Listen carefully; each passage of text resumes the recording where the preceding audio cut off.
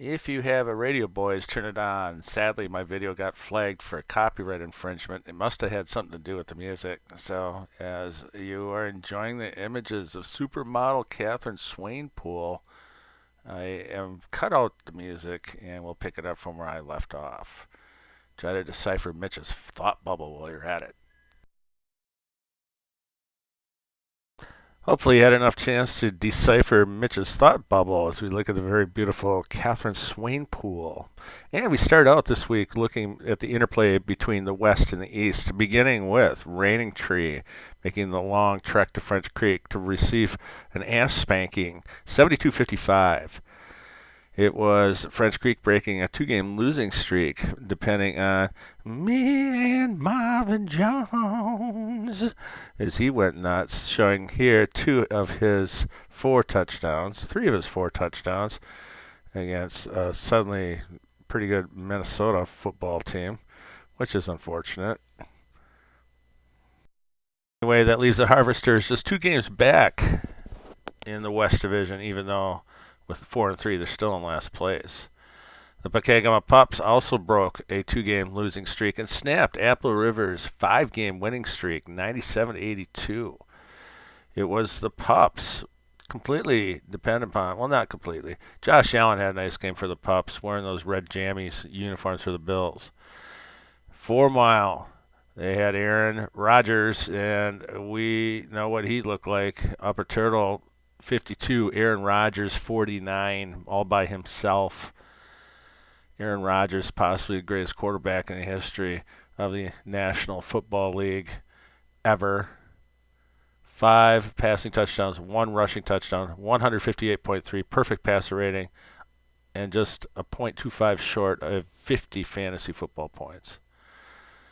East River's hoping for a big night from Tom Brady on Monday night, and it just couldn't get that big as Horseshoe remains hot, going to 6-1 and being in first place in the West.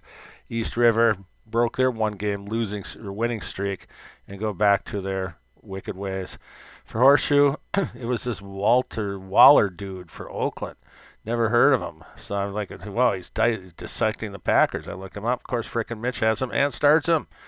He almost had a touchdown here. This is a play where Derek Carr then went go and fumble, so that was a nice play there, kid. It's time to look at the North and South Division crossover. And unlike the Civil War, the South won 3-1 this week, as we once again look at Catherine Swainpool. I think she's from South Africa. I'm not sure, though. Anyway, the one South team that did lose was last place Maple Grove, losing to first place Sand Lake, 105-70. Foles didn't have any outstanding efforts. He had no player score in the 20s, but he had every player contribute, as you can tell by looking at his box score. As usual, Hammer didn't have much of anything. Otter Bay, they fall, breaking their two-game winning streak to South Doherty, 88-65. Both teams now at 2-5. Memo to Trav, guys on buys usually don't score. Speaking of scoring, Doherty Creek, 106 points. Takes down Rabbit Trail without much problem, even missing Christian McCaffrey. Started both Packer backs scored. In fact, Aaron Jones makes a nice catch on this play. If he had caught it last week and dropped the one this week, it would be 6-1 instead of 5-2. But as it is, I'm glad he caught it this week. That was fun. So thank you, AJ. And then finally, Poskin. Clearly, Chucky's has nothing to do with what's going on right now, and Scott's running the team because Poskin has won 3 in a row. Eagle Point continues to flop around. So good job, Scooter. Tell your dad at Christmas how well you did. Maybe you'll get more presents or something like that. And who is it? It's Jacoby Brissett, not their two vaunted running backs. Elliott had a good week. He had 21. But mostly it was the Jacoby show. So, a little more eye candy as we get ready to look at our standings.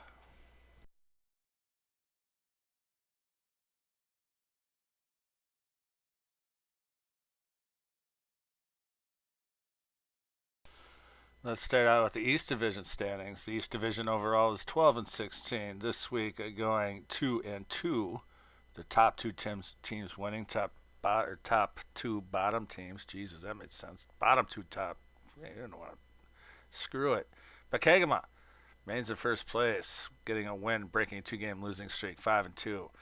4 Mile had a big week from A-Raj. Only a game out, only 16 points back. That's a dead heat.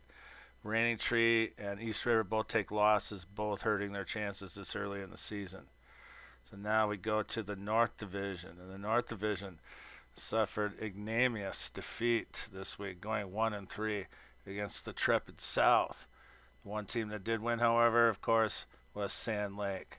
Sand Lake is becoming one of the premier teams in the league, and they have opened up their lead. It was a good week for them because they now have a commanding 3-game lead over both Rabbit Trail and Eagle Point. Otter Bay is sniffing shark fin way back. Point-wise, Fulls picked up ground on all 3 teams as well, and so you other boys better get it going or you'll be chasing the fin and you're never going to win. Kitty, kitty.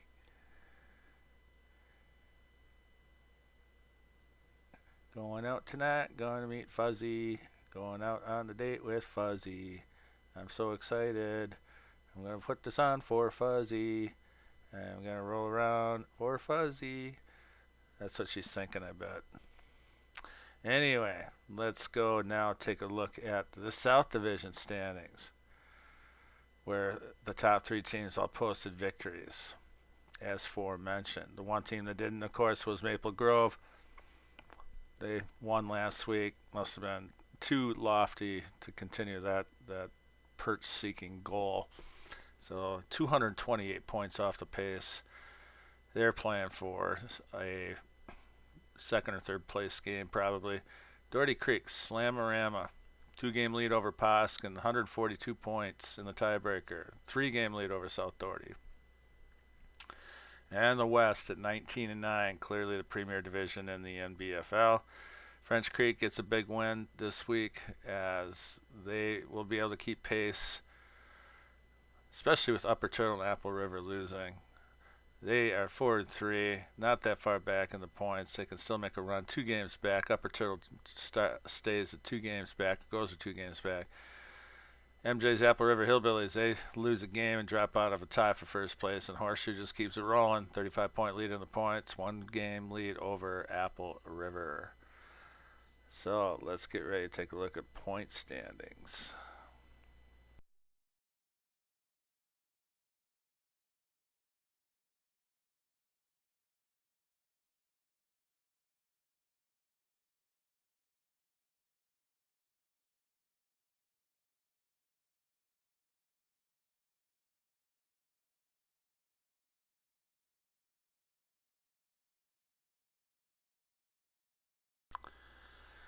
Nice exercise program right there. My exercise is playing fantasy football. Anyway, let's take a look at overall points. Not a lot of movement on the bottom.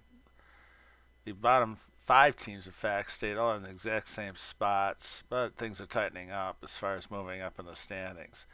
Maple Grove still sucking titty. East River Eagle Point. South Doherty is like dropped out like a comet, and French Creek, Rainy Tree, Rabbit Trail, Upper Turtle all make up the bottom of the overall points standings. Upper Turtle taking the most precipitous fall, scoring only 52 this week, dropping from 6th to 9th. Sorry for overusing the word precipitous. Anyway, going to the top division, Posket holds on to their 8th spot. 4 Mile cracks into the top 8, moving in from 11th. Otter Bay down a spot. Pakagama up 2 spots. And 121 back. Apple River and Sand Lake flop spots. Still very close. Horseshoe, of course, playing well. 44 back from Doherty Creek at 5 and 2 and leading the South.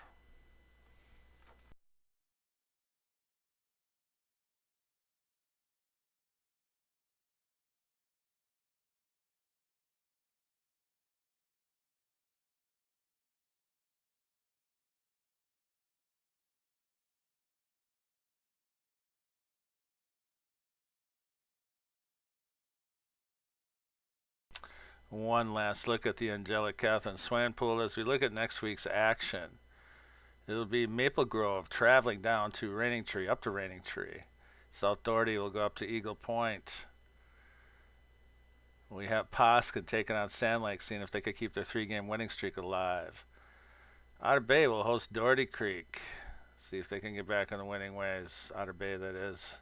And Upper Turtle will go to East River. We got 4 Mile hosting Apple River. And Pokegama will host French Creek, former world champions. And then very hot Horseshoe Bucks will take on Tommy Warnberg's Raining Tree Bullfrogs. This has, once again, been a production of the Northern Badger Football. Moffat and I both hope that you have a great week this week coming up. Stay in touch, everybody, and stay dry.